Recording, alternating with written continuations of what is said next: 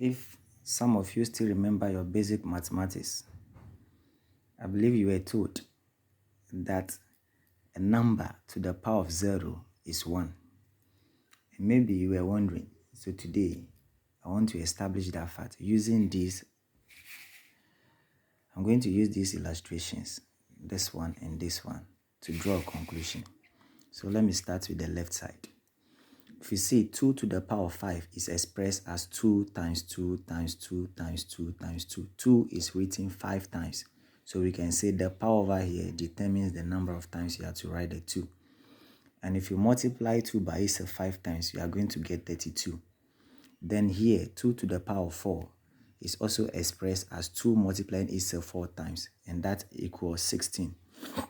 Let me not talk too much. So this one corresponds to 2 3 times, and that is 8. Then 2 to the power of 2 is 2 times 2. 2 to the power of 1 is 2. Now the question is, if 5 here tells you that you should write 2 5 times, 4 says write 2 4 times, 3 says write 2 3 times, how come 0 here, you are not to write 0 no time, which will be equal to 0? So this is what we are going to do.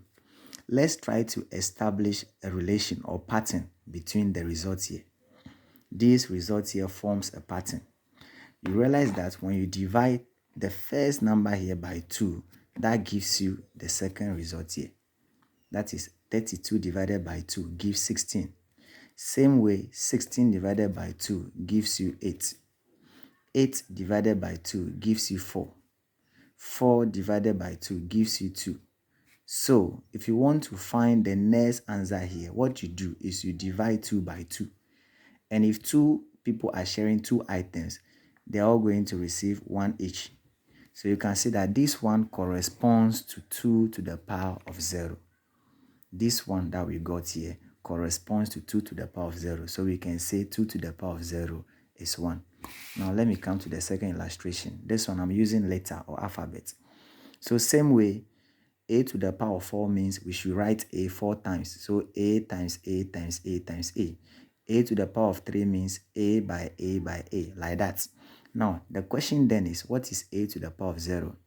Applying the same analogy, we want to establish a relation or pattern between the result that we are getting. That is a times a times a times a as the first result, then a by a as the second. We want to establish some relationship between them or pattern.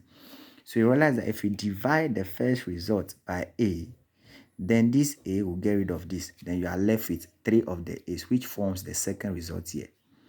And if we divide the second result by a, this a will get rid of one of the a's at the top. Then you are left with 2 a's, and that forms the result of the down, what's the name? A to the power of 2. Dividing here by a, this will cancel this, then you are left with a. So if you want to get this answer, you have to divide this by a.